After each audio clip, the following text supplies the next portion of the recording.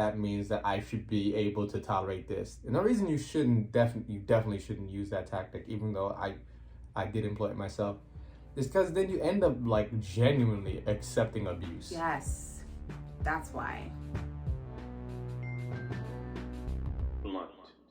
I'm sure you guys enjoyed the last episode, right? Number 2 was last week. That was actually July 4th week. Mm-hmm. And we're going to talk about July 4th, among some other things. Some, I think, disappointing things. I agree with you. I think, like, nationally, culturally disappointing things. And then, for myself personally, maybe some good news. Oh. Yeah. I always find out his news on here. Yeah. I mean, well. So my reactions are actually quite organic. Yeah. I don't be texting calling people, like, I'm going to do this. I just don't do that. It's not bad to do, I just don't do it. True. But before we get into all that mess, what was it like last week for you? It was very chill. Mm-hmm. I had a wedding gig. Nice. And what would that entail if I didn't know you? Okay, so I'm in a wedding band, and when you're in a wedding band, you travel to perform at wedding receptions. Heard you. And I'm a vocalist in the wedding band. Mm-hmm. Unfortunately, the only thing that I really don't like is, okay, there are a couple things, but the main thing I don't like is the fact that I have to travel so far half the time to get to these weddings.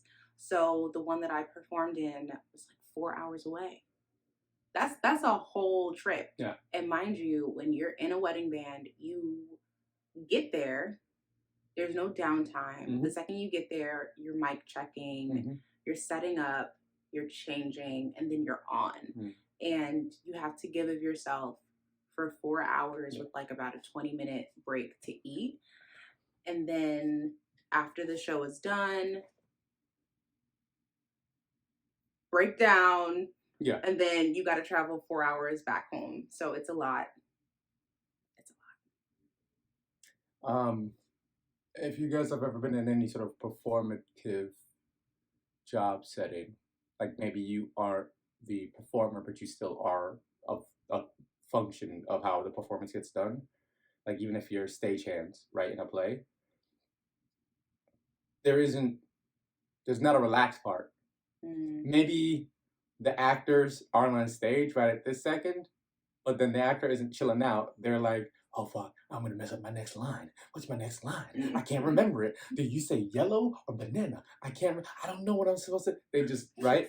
There's not a chill point in the day. And then even the stagehands, like, put it to you this way: at the end of the performance, everybody strikes the set. Yeah.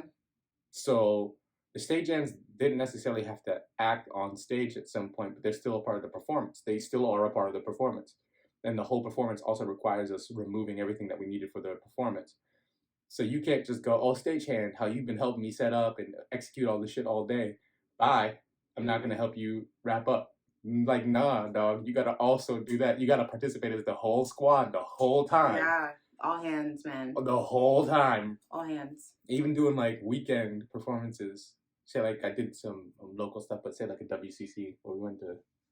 I just got WCC for a little bit of time, and I met a bunch of people I still know in Westchester because of it.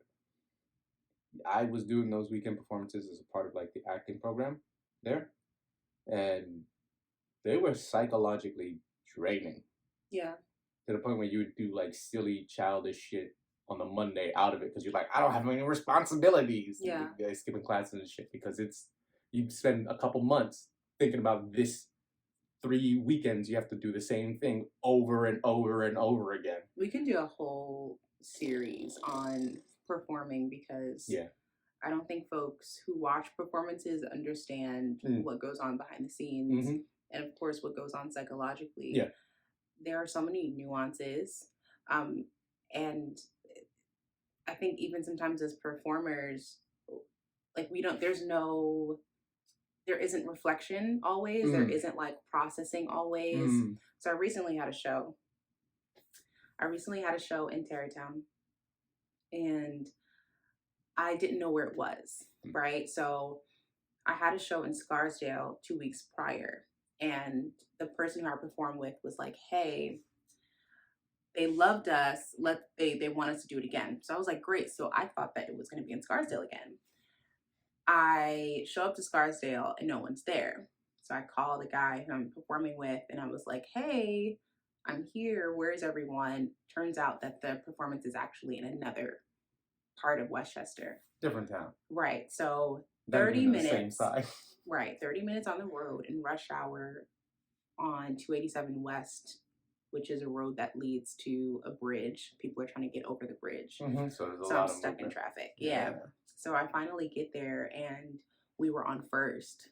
So typically when you are supposed to perform, when you're slated to perform, it's good to just be in the moment or be in the space for a little bit of time. Yeah. And I didn't have that luxury. Not even a 15-minute. When I tell you I got out the car and I walked on stage, I was the keys still dangling. It was insane. But these are some of the things that you go through as performers. Sometimes you don't have that moment to just, I'm in this space now. I'm taking in the energy in this moment. But you don't have that sometimes. And you gotta give. And you have to give of yourself to others who are just taking.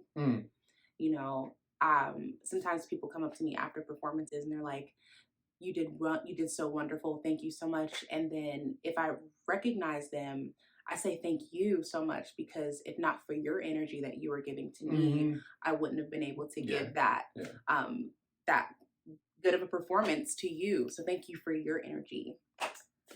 How are you with? That's just doing your job, like having a shitty situation and still doing your job. But how are you with improving in that moment? Pretty good. It comes with experience, though. It comes with a lot of time, trial and error, mistakes. Okay, so do you feel that way with singing, as that's like your mainstay for performance, or is it every form of performance that you have?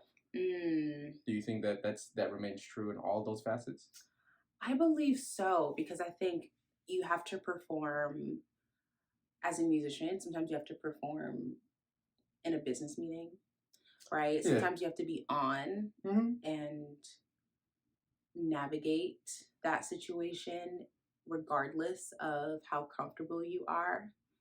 So I've learned that humans are humans, people are people, and no one is so high, so elevated that you have to be so nervous. That helps me to just kind of stay calm. Like, it's just a human. If you mess up, it's fine. I like this because we get to disagree, which is a rarity for us. Only in the part where a part of the context of what you're saying is that you need experience with it. Which I don't think that is incorrect. I just don't think that it's globally true. I think, like myself, and I couldn't improv singing well. I can get trained for a couple months by my old singing teacher, and she can make me sing a song well on stage during a performance where I'm prepped to do that performance. Cool. I couldn't improv that because I don't have that bag. I don't have that skill set. But in terms of stage performances, or like you're saying in an interview or something like that, where I have to say words. Okay. If I have to say words, I could know nothing right now and still get the words that are going to convince you that I know exactly what you want me to know. In a performance on stage or in an interview or whatever. And that does not mean lying. That means literally I could not know what the answer is, and I could improv in the situation and get to the right answer.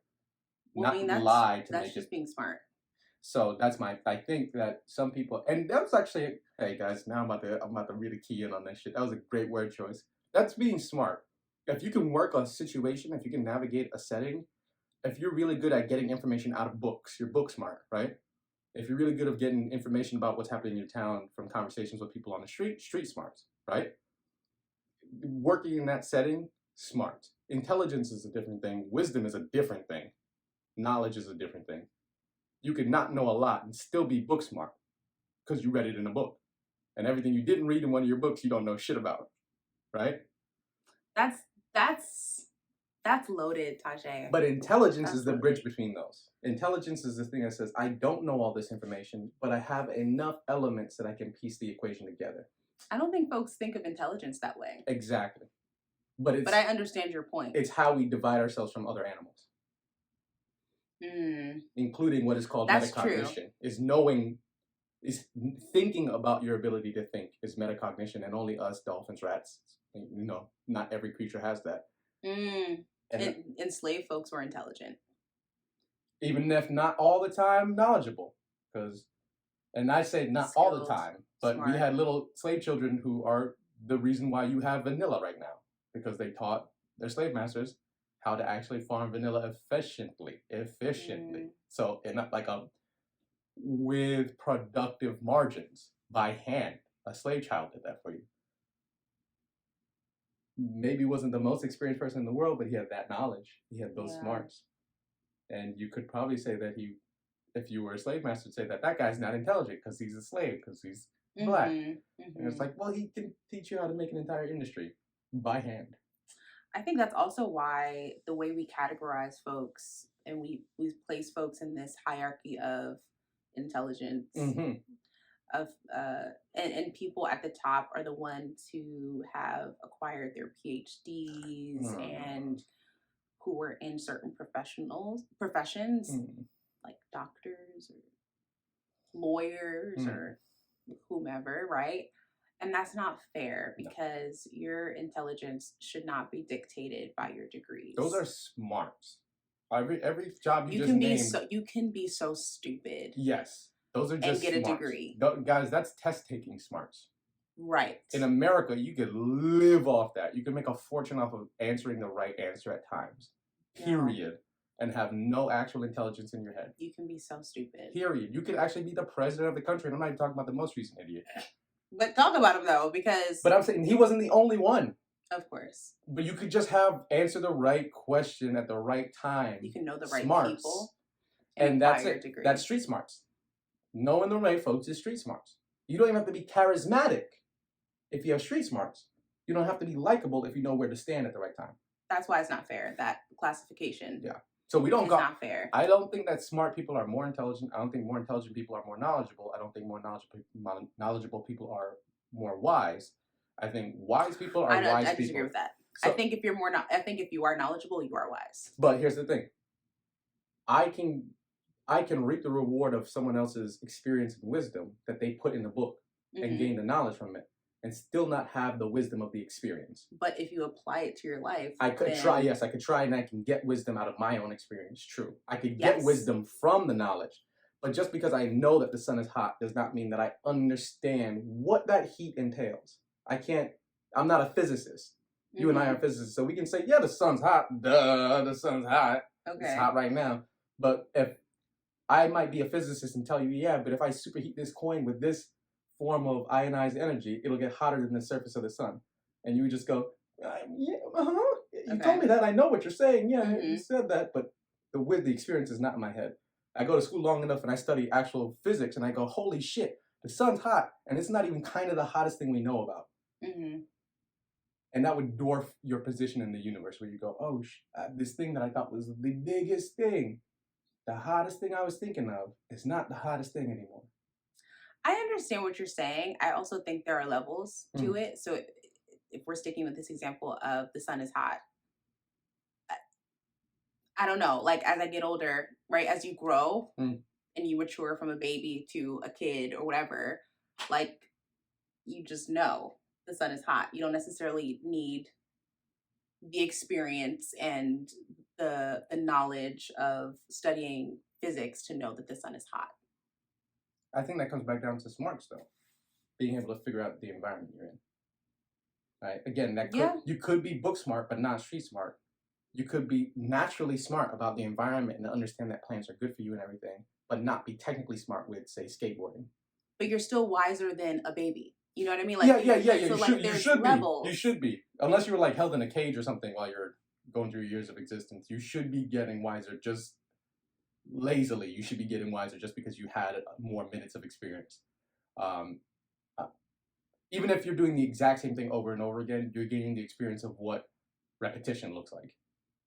So, and I can give you schools of books that will tell you about the necessity of that specific wisdom in mastering blank, where you would still have to have the stage where you repeat the same thing over and over again. So definitely, I would say that someone who has had less time to accrue the experiences should end up, mathematically, should be less wise on average. And then again, you still meet like, you know, those indigo children and shit that say like weird space shit to you and they're actually correct and you're like, what the fuck? How did you know that? You know, like, so I definitely agree with you that the wisdom comes from like your experiences. I don't think it's a one-for-one for like I learned this lesson, so I learned this piece of knowledge, so automatically I turned it into the experience the second I learned it. I think you can definitely. I think that's the point of having books, y'all, is to get free knowledge out of shit that like you did not do the work to get, and then still using it. Yeah. In the work you're supposed to do for yourself. Yeah. I absolutely agree with that. I think we talk a lot about racially charged issues on this show, and one of the things that we've touched upon in the past is performative activism. So reading something on Instagram and sharing it isn't the same as applying it to your life. Exactly. And reading a book on the Black experience or talking to your Black friends whatever. Well, one Black person said this to me once. How do I celebrate Juneteenth? It's not the same. It's not the same. But what's cool about it is like situations like that where someone is trying to navigate out of their own ignorance, which is fun because if you guys are... But was he though? So, well, here's the thing. What's fun about ignorance, y'all, and this is what I was saying about intelligence earlier, we don't really know a ton of shit as a whole species. We know many things and we still don't know a lot as a whole species. A benefit of the ignorance that you have is that if you keep searching and trying to delete the amount of ignorance you have, you're going to realize that there's more and more and more details of things that you don't know. It humbles you. That is good. You are not God, okay? You're supposed to be flawed. That doesn't mean get lazy and just, well, I guess I'm just going to be ignorant now. That means fight it. Fight the ignorance. Yeah. And still be humbled by how small you are after all your decades of fighting it. Right? It's not bad because you didn't win at the end and become the most intelligent creature ever. You're doing the right thing by trying.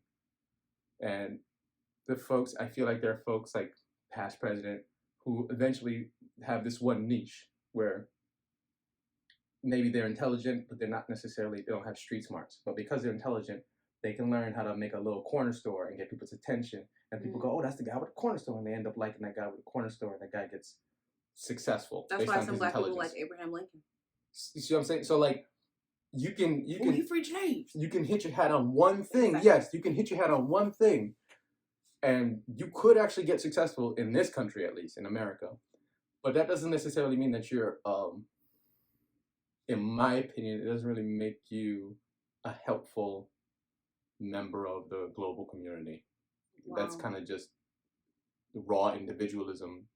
And it's not even really functional at that point because someone with more knowledge than your intelligence is going to show up and be like, hey, you're pretty smart, but this is wrong, you said here. I can see why you tried to say that, but you didn't have this piece of information. And I have more knowledge than you. And I'm sorry that it upsets you because you're intelligent. You think your intelligence is like the thing about you. And I had this one piece of knowledge that destroyed your intelligence. But this knowledge exists. I can't get rid of this knowledge. So here you go.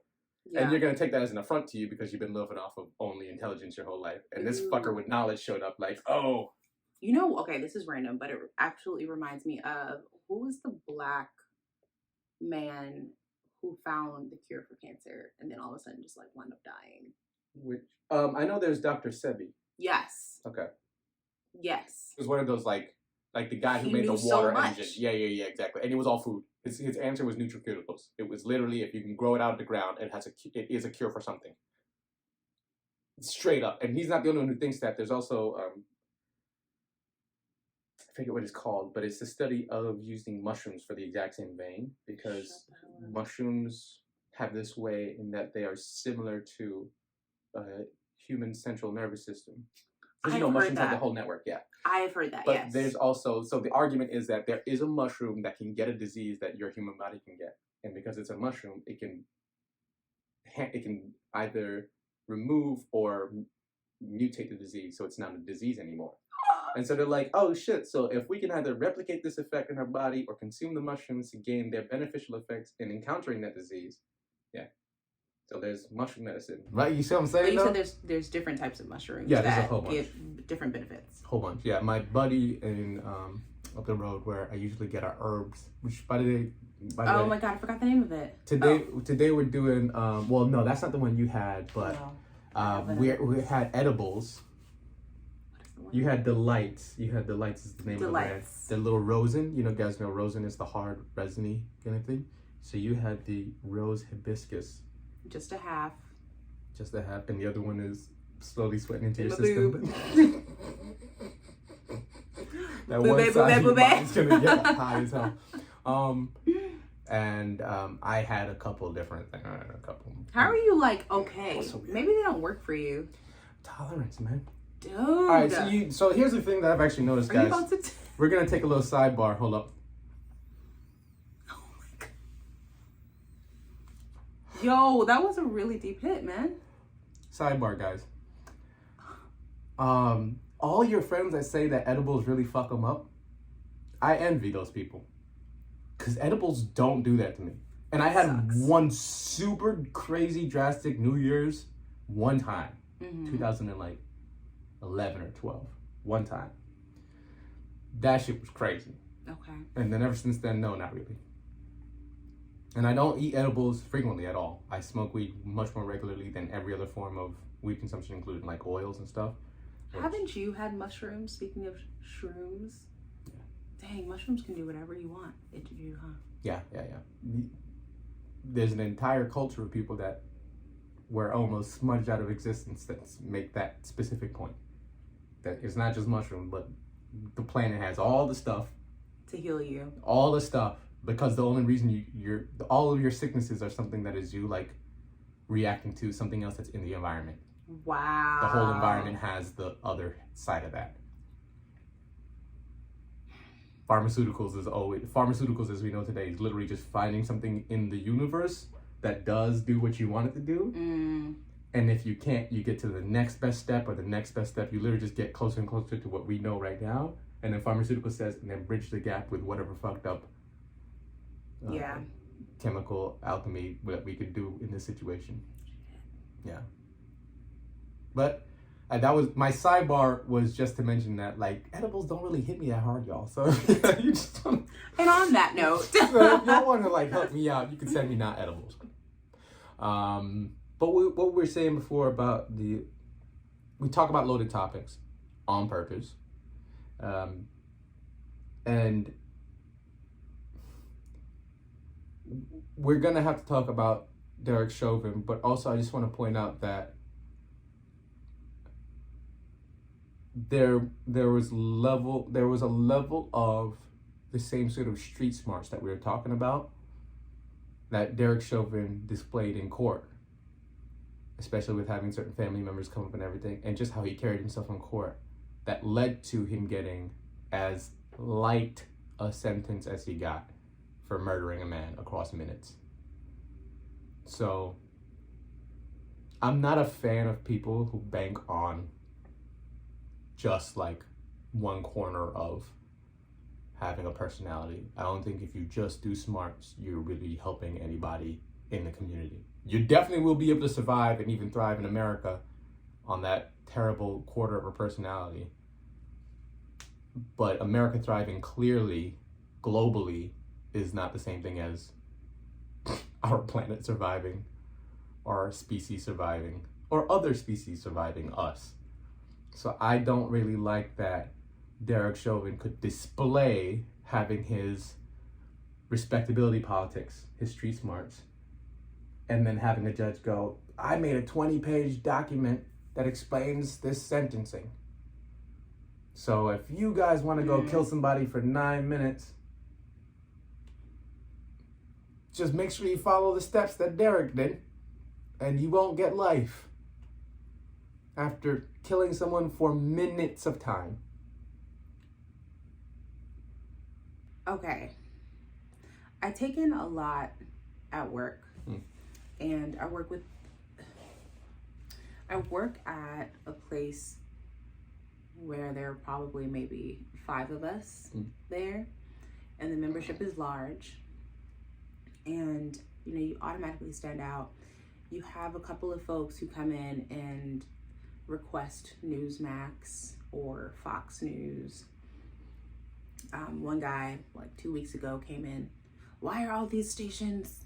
Why there's no Fox, right? Instead of just like, why they gotta do that? Instead why of just do you like, think Fox is supposed to be on? No, but how about? Oh, can you please change it to Fox? Yeah. Hey, I don't think Fox is supposed to be on naturally, but I would like it. Could you help me? So sometimes I deal with energy like that. Yeah. Something else that happened last week.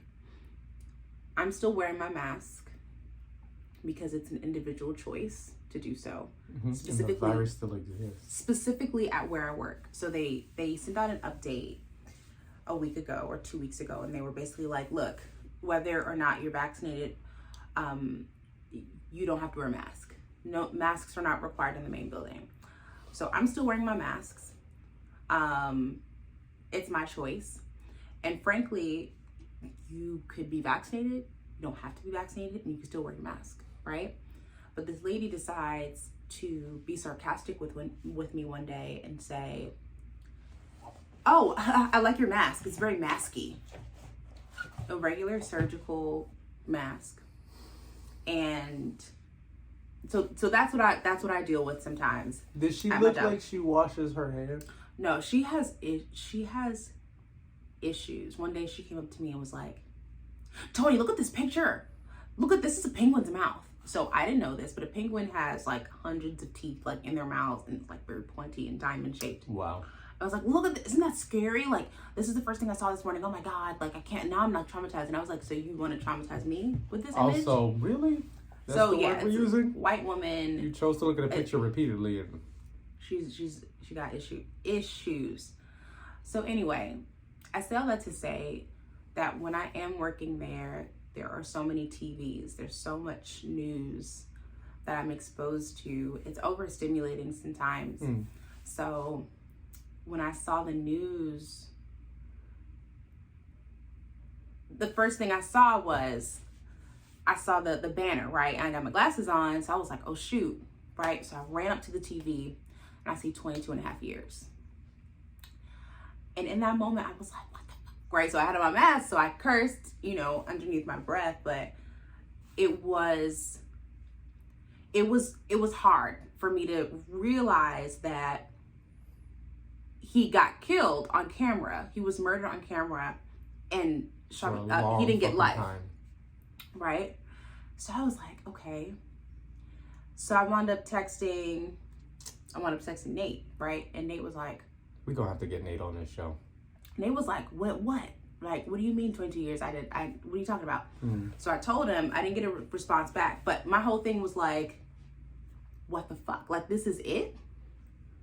So my mind was racing. All I could think about, I don't know why my mind went here, but all I could think about was, we have Black men and men of color still in jail for selling weed. And white men can get off for taking a life. Across 9 minutes. I keep mentioning the time. 22 and a half years. I keep mentioning time because that's... Oh, as you should. You didn't accidentally do one thing for 9 minutes straight. Absolutely. So I'm pissed. I'm like people are still in jail for some trivial ass shit. Yeah. I'm pissed off. And it's crazy because guess what? I even had a weird moment where when I get on Instagram or when I look at the news, I remember seeing someone from George Floyd's family say something like, we finally got some, justice, finally got some peace today. And in my mind, I was like, really? So then also, it's kind of like some gaslighting shit that happens because I'm like, okay, maybe I should be grateful that I'm only 22. Yo, let me tell you how my mind went there for like 2 minutes. My mind went there for like 2 minutes, and I was like, F that. Hell no. You deserve to be pissed off, Tony. It's not enough. Yeah. Especially with his lawyer that was trying to argue 3 years and probation. We don't know if this fool is gonna be secure in prison, right? He's gonna have all the security guards. Yeah. He's gonna have so much privilege while in prison. Yeah. The least we could do is give him life. But I think It's not, guys, we're not mad because it's one Derek Chauvin killing one black guy one time. Literally, we had a drove of white people and then like one black dude and two Asian guys or something like that. You know what I mean? Storm the capital of the country we're in.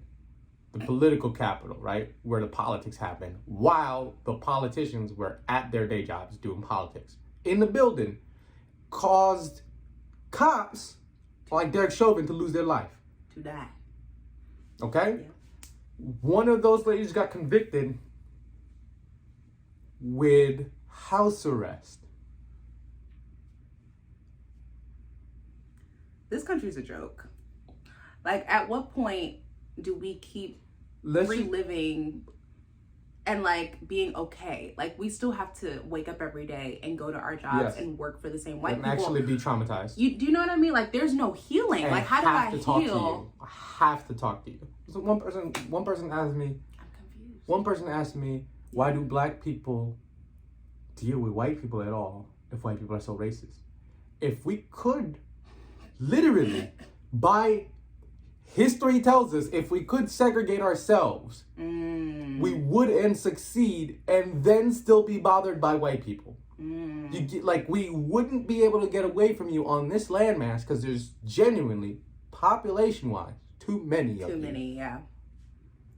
Too many of you. So we genuinely have to, as children and up, as babies and up, learn how to deal with racist white people. Because there's not an evasion tactic, and you did such a good job at it. It's not just this country, and it's not just white people, but it's the people who see movies with Brad Pitt or whatever, and they're like, I wish my hair was like Brad Pitt, and I wish I could get an Angelina Jolie, even though she looks like two sticks. You gotta understand that we are doing very well considering the invasive force that is whiteness. We're doing extremely well, and the amount of droves of codified knowledge about the math behind how well black people have done, literally in spite of the constant attempt to destroy us. I was just telling him last week, remember I said to you, the reason why we celebrate so hard for our ancestors and we're still in relation with them and we keep going is because of their tenacity. Yeah. And that's DNA. That has to be DNA. Yeah. Like, that is in our blood. That runs through our veins. Yeah. Us waking up every day and just moving forward. Yeah. It's hard.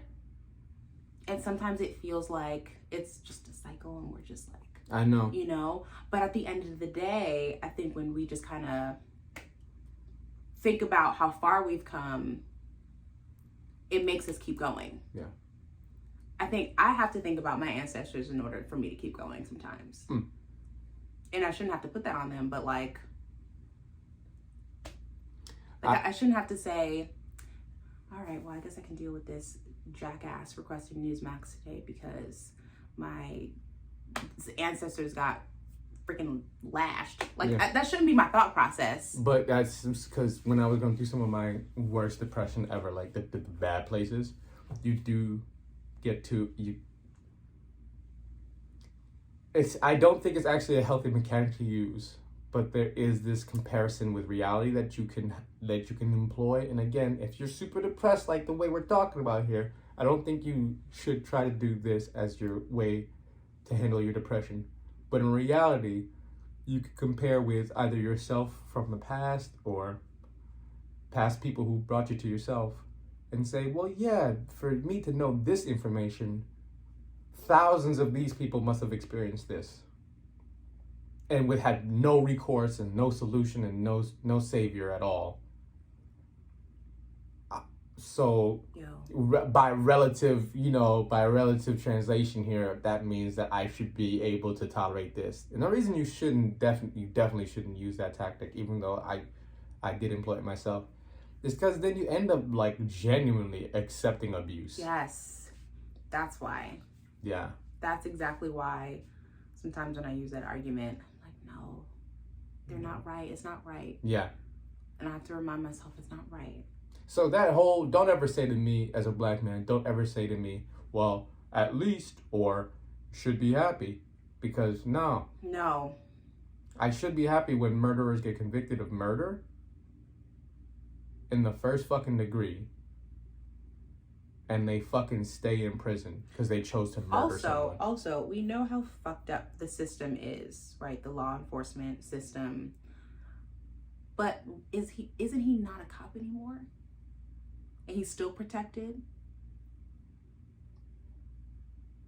It's almost like it never... It trickles down, It's almost like it never dissolves off of him. It's almost like it's like on his body still. It's almost as if he's white. Oh my God. I hate it here. We about to wrap, but let me tell you something, guys. This is heavy. The police literally started... The police is anti-black. The police started as slave catching patrol. Okay? It's anti-black. Because for some fucking reason, the notion that black people not out committing crimes and raping and pillaging and burning down towns, because that was what the white people were doing. That's what the white people were doing. Black people just trying to not be harassed was enough for them to need to create police to harass black people. Black people here, you're dirty, stay away from us, you're dirty, you're ignorant, you're dirty, you're ignorant, you're uneducated, you're dirty. Then we go make the successful fucking towns here, there, everywhere by ourselves, where all of our business is for us. We're all suited up. All of us got our own cars. The doctor that we have is the best doctor in this part of the world. Yeah. And you burn down our shit and rape and pillage. But we were dirty and you didn't want us near you. So... White folk were sundowning states. Yeah, right? Yeah. So regardless if you were not now because my heart. No, they still exist. What? We'll do that in maybe the next episode. Yeah, sundown towns still exist.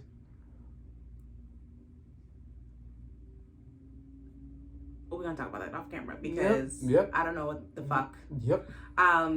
So regardless of if you were a police officer or not, you still could hang a black person and kill.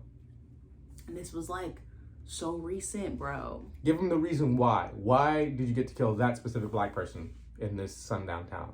What's special? What's a sundown town? Why can you kill a black person even if you're not a cop?